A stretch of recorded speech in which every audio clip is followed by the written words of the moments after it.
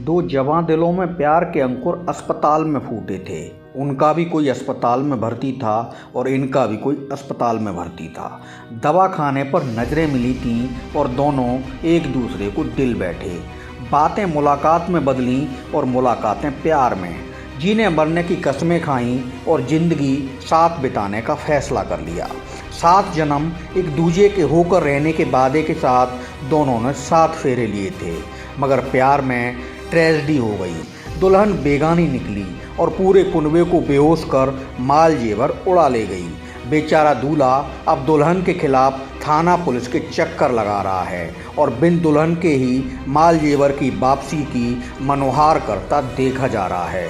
Love story में लूट की यह वारदात यूपी के बरेली में सामने आई है। बरेली के थाना सीवीगंज क्षेत्र में एक गांव है चंदपुर काजियान।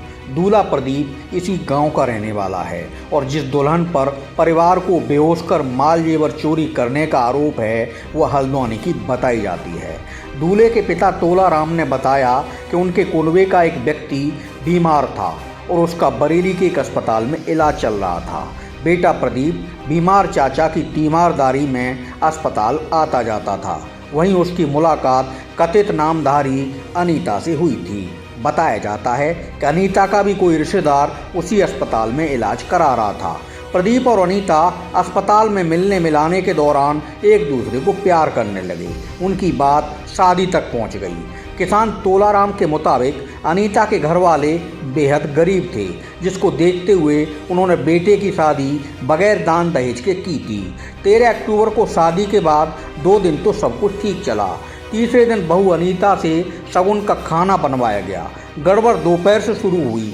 अनीता की बनाई चाय पीकर सास की तबीयत कुछ खराब हो गई, मगर इस बात पर किसी ने ध्यान नहीं दिया। मगर रात को बहू के हाथ की चाय जहर बन गई। पीते ही परिवार के सभी लोग बेहोश हो गए।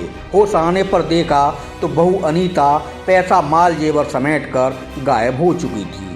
घर के सभी संदूक खोले पड़े थे। बहू का सामान भी घर से नदारद था। नशीला चाय पीने के बाद प्रदीप की मां को अस्पताल में भर्ती कराना पड़ गया।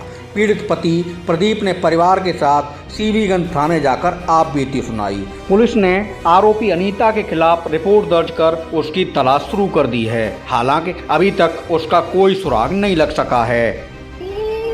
उसने जो है हमें चाय में नशा पिला दिया था तो हमें उससे कोई हमें होश हवास नहीं था। फिर उसके बाद में जब हमने देखा था तो रात के करीब लोग बता रहे थे कि रात में 3:20 पर वो गई। और उसके बाद हम ऊपर सो रहे थे, आके देखा तो संदूक सब खाली पड़े थे, कोई हमारा सामान नहीं था। जो गहने थे वो सब ले गई थी। अच्छा, अब हम ये चाहते हैं वो हमारा सामान हमें दे दे, हमें उसे रखना नहीं है।